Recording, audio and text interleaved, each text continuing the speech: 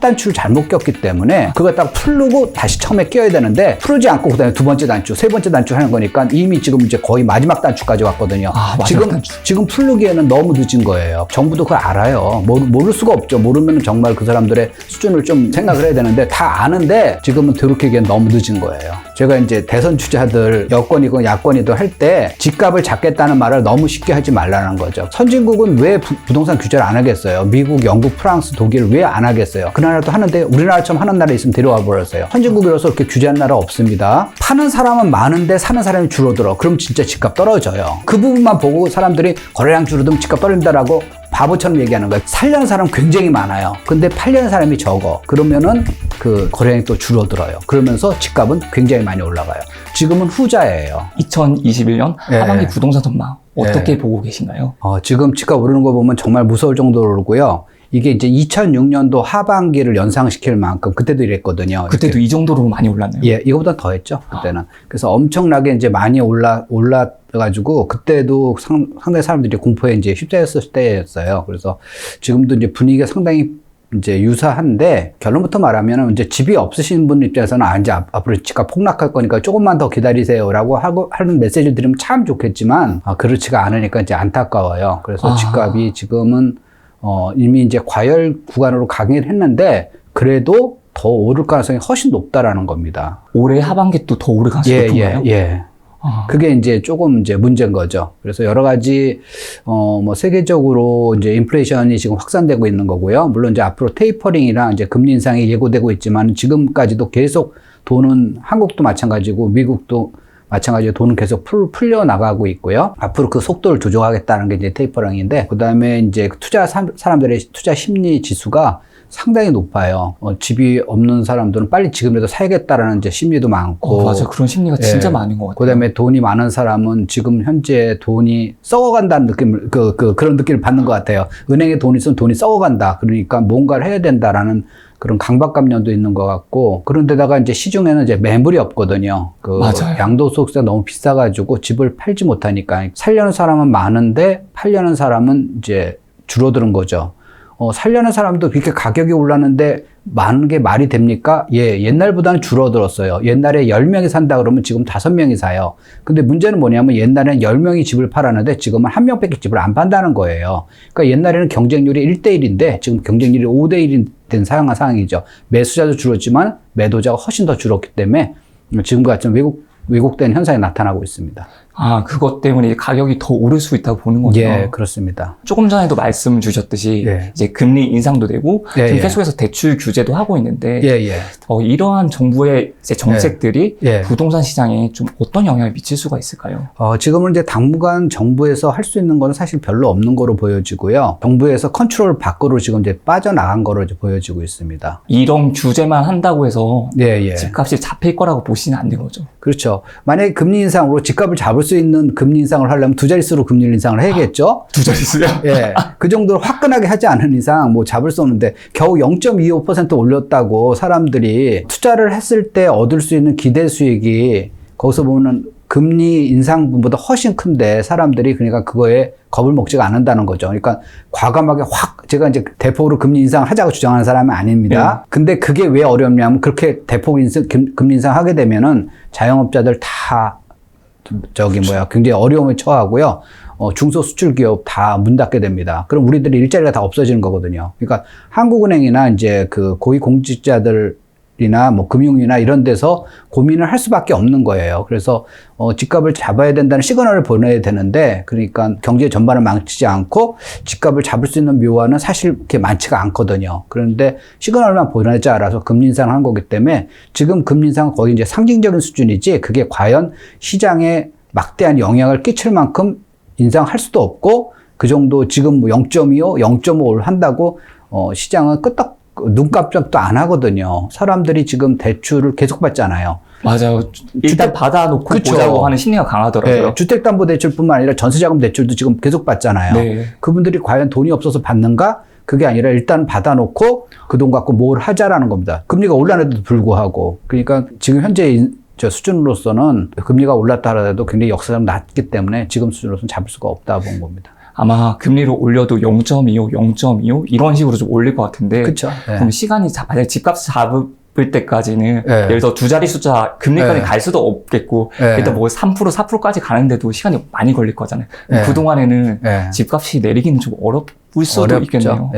그리고 금리가 이제 우리나라 마음대로 이렇게 올리는 게 아니거든요. 그쵸. 그게 우리가 지금 금융시장이 완전히 개방이 됐기 때문에 우리가 다른 나라는 금리를 올리지 않는 상태에서 우리 한국에서만 계속 금리를 올리게 되면은 소위 이제 한머니라고 그러는, 그러니까 이제 국제 투기 자금들이 막 몰려들거든요. 금리차 또는 환율차를 이용해가지고 그렇게 되면은 우리나라가 원화 가치가 이제 올라가면서 수출이 이제 완전히 이제 박살이 나는 거죠. 그러면 혹시 집값을 좀 잡을 수 있는 정책이라는 게 좀 있을 수 있을까요?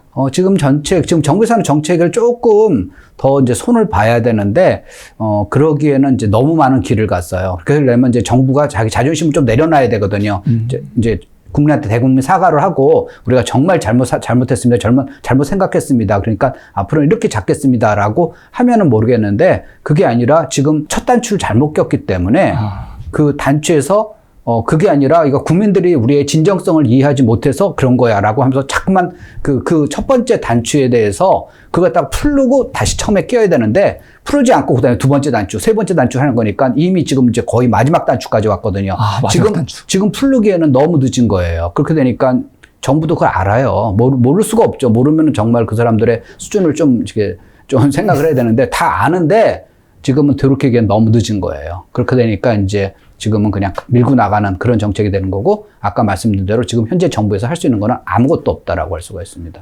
그럼 다음 모 대선 주자가 지금 양도세라든지 아니면 보유세를 좀 올리겠다고 말을 하는데, 만약에 이런 현상이 있었을 때 그럼 집값은 어떻게 될 수 있을까요? 대선 주자에 따라서 이제 주장은 이제 다른데, 그때 따라서 다시 또 나타나겠죠. 그런데 지금 현재 보면은 현 정부에서 지금 문제가 뭐냐면은, 일단은 시장을 이제 현 정부의 가장 이제 현 정부 비판하는 것처럼 보여서 좀 그런데, 현 정부의 정책의 이제 가장 큰 문제가 뭐냐면 시장 자체를 인정하지 않았던 거예요. 정부의 의도만 갖고 정부가 이렇게 하라면은 시장은 이렇게 될 거고, 오른쪽으로 하라면 다 오른쪽으로 갈 거고, 왼쪽으로 하라면 왼쪽으로 갈 거로 이렇게 생각을 했던 건데, 사람들은 물론 오른쪽 가는 것 좀 보여집니다. 하지만 오른쪽으로 가는 순간 배가 오른쪽으로 이제 뒤집혀지는 거죠.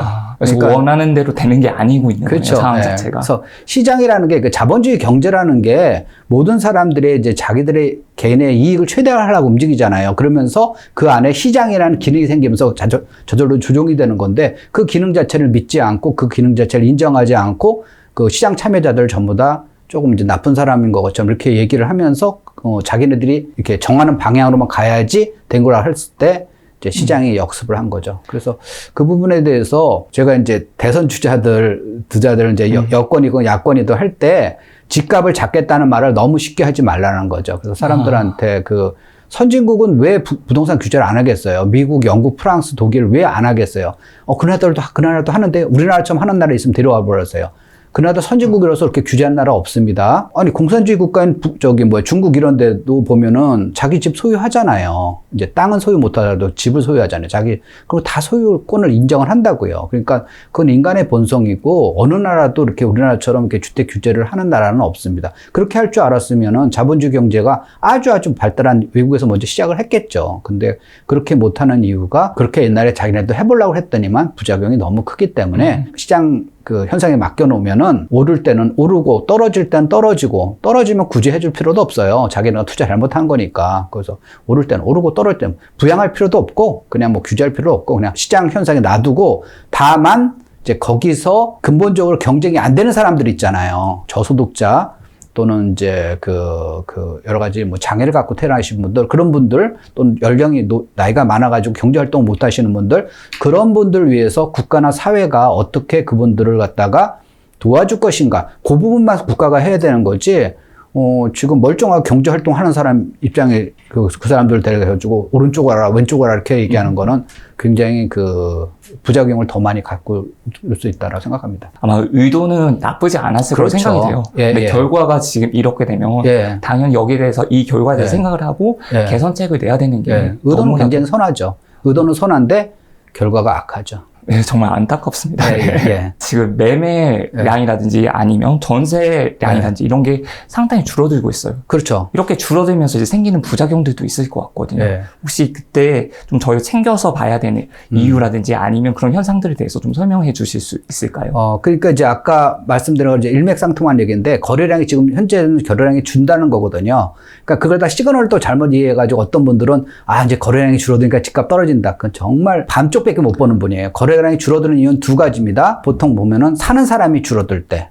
두 번째는 파는 사람이 줄어들 때. 두 가지 다 줄어들 수 있겠네요. 그렇죠. 파는 사람은 많은데 사는 사람이 줄어들어. 그럼 진짜 집값 떨어져요. 그래가지고 그 부분만 보고 사람들이 거래량 줄어들면 집값 떨어진다라고 바보처럼 얘기하는 거예요. 그건 반해하는 거고 살려는 사람 굉장히 많아요. 근데 팔려는 사람이 적어. 그러면은 그 거래량이 또 줄어들어요. 그러면서 집값은 굉장히 많이 올라가요. 지금은 후자예요. 파는 사람이 적은데 사는 사람이 많기 때문에 그런 상황이네요. 파는 사람이 적어도 거래량이 줄어들거든요. 그러면 이제 왜 파는 사람이 줄어들어? 이만큼 지금 집값이 5억이었다가 10억이었으면은 나 같으면 팔겠네? 그거는 이제 본인이 집이 없기 때문에 그렇게 생각하는 거예요. 집 있는 사람은 그렇게 생각하잖아요. 지금 10억이야? 더 두면 15억 가겠네? 이렇게 생각하면서 안 파는 거예요. 그분들이 팔 수 있게 이제 유인책을 내놔야 되는데, 지금은 이제 그런 유인책을 못 내놓고 있잖아요. 그래서 이제 바람을 더 세게 불으면 사람들이 옷을 벗을 거야! 라고 이제 막 하면서, 안 벗겨? 그럼 이제 바람의 속도를 2배로 해. 이제 그런 정책을 쓰는 거니까 지금 사람들이 점점 옷을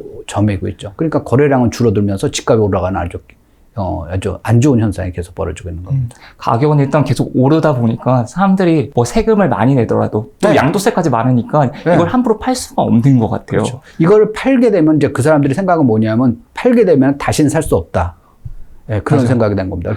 그렇게 되니까 계속 버티다가 팔게 되면 다시 살 수 없는데 그럼 내 자식들은 어떡하지? 이렇게 또 생각하는 거예요. 그러니까 갖고 있다가 그냥 자식들한테 증여하는 게 더 나을 거야. 우리 애들이 나중에 서울이든 하여튼 인기 지역에 집을 살 수가 없으니까 이렇게 생각하니까 다주택자들이 집이 안 나오는 거죠. 그 사람들이 팔고 언제든지 다시 살 수 있다는 믿음을 갖다가 시장에 퍼뜨리게 되면은 사람들이 왜 안 팔겠어요? 지금 팔고 다른 데 가고 싶어도 다른 데도 올랐으니까. 그렇죠. 오르고 그다음에 취득세가 엄청 비싸잖아요. 맞아요. 파는 순간 엄청 손해를 보는 거니까 차라리 그냥 버티겠다라는 사람들이 많은 거죠. 지금 가장 고민이 전세를 살 건지 아니면 내가 내 집을 매수를 할 건지 이런 고민들을 정말 많이 할 것 같거든요. 그렇죠. 근데 내년에 집값이 어떻게 될지 모르니까 내후년 집값이 어떻게 될지 모르니까 아마 고민을 계속 하실 것 같아요. 그런 분들에게 한 말씀 해주신다면 좀 어떤 말씀 해주실 수 있을까요? 이제 부동산 시장을 너무 주식시장처럼 보지 말라는 거예요. 그래서 보면은 이제 집값이 지금 이렇게 됐는데 여기 이제 떨어지면 사가지고 오르면 팔고 떨어지면 사가지고 그렇게 할 수 있는 상황이 아니거든요. 부동산 시장은 굉장히 천천히 움직이기도 하고 그다음에 거래 비용이 굉장히 많기 때문에 내가 중간중간에 쌀 때 사가지고 비쌀 때 팔 수 있는 상황이 아니에요. 그래서 좀 더 이제 길게 보고 본인이 이제 상황이 될 때 집을 살 수 있는 게 가장 좋은데 그러면은 이제 어떤 분은 그래도 집을 살려면은 제대로 좋은 데서 이제 출발을 해야지라고 하면서 이제 집을 안 사고 그다음에 돈을 더 모아가지고 또는 딴 거 주식을 하던 또 비트코인 해가지고 좀 한쪽에서 뻥튀기를 한 다음에 나중에 이 돈 갖고 사야지라는 이제 분들이 굉장히 많아요. 그런데 문제는 그동안에 집값이 이제 움직여주지 않으면은 참 좋죠. 그러니까 그쵸. 집값은 오르지 않고 딴 거 비트코인이나 주식이 참 오르면은 참 좋은데 그런 경우는 없어요. 오르면 같이 오른 거고 떨어지면 같이 떨어지는 거예요. 돈 가치가 떨어지거나 돈 가치가 오르기 때문에 그런 현상이 벌어지기 때문에 물론 이제 특정 종목은 이제 투자한 사람들은 주식시장 다 박살나도 내 주식은 상한가 칠 거라는 믿음을 갖고 투자를 하는 거거든요.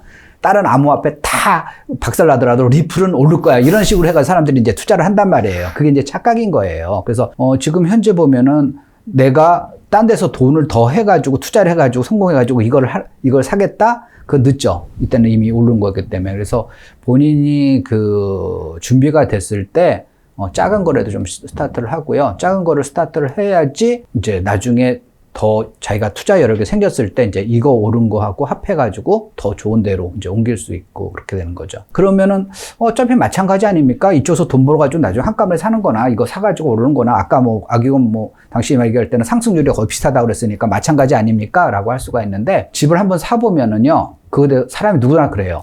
집을 사보게 되면 그거에 대해 관심이 있어요. 맞아요. 그때부터 공부를 하시는 분들이 많더라고요. 그 전에 공부해도 안 해요. 와, 왜 공부 안 해요? 그러면서 나중에 할게요. 그런 거. 왜 마음이 안 닿으니까. 근데 그때부터 하게 되면 공부를 해요. 그래서 이제 요즘 이제 증여가 많아지잖아요. 자식들한테 증여 막 하거나 아니면 현금 증여해서 자식 이름을 사게 되면은 자식들도 공부해요. 자기 자산이라 그러면은 이제 이거 네 거다 라고 생각하면 그때부터 공부를 하더라고요, 애들이. 그러니까 관심이 생기는 거죠. 그러면은 처음에 이제 자기가 A라는 걸 샀어요. 돈이 이제 5천만 원 밖에 없어가지고 5천만 원 끼고 A라는 걸 샀어요. 근데 나중에 공부하다 보면은 이게 얼마나 좀 안 좋은 거를 나중에 아는 거예요. 근데 그럼에도 사라는 거예요. 그거 안 사면 그 다음에 몰라요. 공부를 안 할 테니까. 그 다음에 나중에 돈이 생겨도 그때는 이제 만약에 이제 2억이 생겼어요. 그럼 2억 끼고 나쁜 걸 사요. 그럼 더 안 좋은 선택이 나빠지는 거죠. 그러니까 처음에 공부를 하기 위해서도 그걸 사야 돼요. 처음에 사고 하다 보면 자기가 이제 얼마나 나쁜 걸 산 걸 아는데 그때는 할 수 없었죠. 왜? 돈이 그거밖에 없었잖아요. 가장 나쁜 건 뭐냐면은 돈이 없어서 나쁜 거 사는 거는 그거는 뭐 할 수가 없는 거죠. 돈이 많으면 선택지가 많아지거든요. 이거 A 사도 되고 B 사도 C 사도 되는데 돈이 적으면 선택지가 작아지니까 할 수 없이 그걸 살 수밖에 없는 걸 알아요. 근데 그걸 사면서 그다음에 이게 왜 나쁜지 좋은지도 그때 몰라요, 본인이 모르고 가가지고 뭐 진짜 얼마 되고 새 거고 뭐 이제 그런 거예요. 근데 이제 나중에 보면은 이제 새 건데 조금 안 좋은 점들이 보이는 거죠. 네, 사람들이 이제 그걸 찾지 않는 물건이 되는 거기 때문에 그래서 이제 근데 그거는 자기가 사고 나가지고 이제 공부를 하면서 그게 보이는 거예요. 두 번째 살 때는 그 다음에 이제 진짜 좋은 거 사는 거고 한 3번 정도 사보면은 이제는 이제 눈 감고도 좋은 걸 이제 고를 수가 있는 그런 게 되는 거죠. 이론이와 실전은 또 다르니까 이걸 사보면서 좀 더 어떤 게 내가 사놓으니까 관심이 더 생기는 거고 그럴 때마다 이제 그 가격의 흐름을 보면서 많이 오르는 애들도 있을 거고 좀 적게 오르는 물건들도 있을 테니까 그럼 그때 이제 다시 한 번 더 공부가 되는 것 같습니다. 맞아요. 그래서 제 책 읽은 분들도 그런 얘기 꽤 많이 해요. 그래서 저 악영님 책 다 읽었어요. 막 그러면서 그래요. 이 책입니다. 다 읽었어요. 그렇게 이제 얘기하면서 그런데 나중에 보니까 집을 사고 나가지고 다시 한번 봤는데 제가 옛날에 분명히 읽을 때 뭐도 표시를 해놨는데 거기서 보면은 그때 말씀하신 거에 그 표시 안 된 부분에 진짜 중요한 얘기가 있었네요 라는 거죠. 아는 만큼 보이는 거예요. 맞아요. 아는 만큼 보이는 거예요. 그게 무슨 얘기냐면 본인이 공부를 했기 때문에 그게 이제 제가 말하는 뜻이 무슨 뜻인지 그거 갖다가 이제 느끼시는 거죠. 제가 이제 강의를 하거나 또는 이제 유튜브 촬영해서 이제 하는 것 중에 상당 부분이 이제 젊은 분들이 내 집 마련이 중요한 게 아니라 인생에 이제 자기 자산을 이제 키워가는 이제 방법에 대해서 이제 말씀을 드리는 건데, 제가 이제 먼저 가봤으니까, 여기 가니까 이 길은 안전합니다라고 이제 여러분한테 말씀을 드린 거예요. 제가 뭐 부모님한테 막대한 자산을 넘겨받은 사람도 아니고, 또는 제가 무슨 전문적인 직업을 가져가지고 뭐 한 달에 무슨 상당히 돈을 받는 직업을 가진 게 아니라 똑같이 여러분같이 이제 월급장애로 이제 시작했다 그랬잖아요. 월급장애로 시작하는 거니까, 월급장애가 그야말로 이제 경제적 자유가 이르는 방법에 대해서 이제 쭉 이제 말씀을 드리는 건데, 그만큼 돈이 있어야 투자하지 않습니까? 네, 돈이 있어야 투자합니다. 돈이 10원도 없으면 투자 하나도 못 해요. 돈이 있어야 투자합니다. 근데 돈만 갖고 투자할 수 있는 게 아니에요. 그러면 돈만 갖고 투자했으면 세상에 투자라는 게 필요 없죠. 그 머니 게임이죠. 돈과 플러스 지식과 같이 있어야 돼요. 이 공부가 같이 되는 거죠. 그래서 이 공부하는 거에 여러분들이 등한시 하지 않는 게 좋은데, 이 등한시 하지 않기 위해서는 아까 자기 집을 가진 사람들이 공부하는 속도가 훨씬 빠르더라는 겁니다. 예, 그래서 처음엔 좀 빠르게 하는 게 좋아요.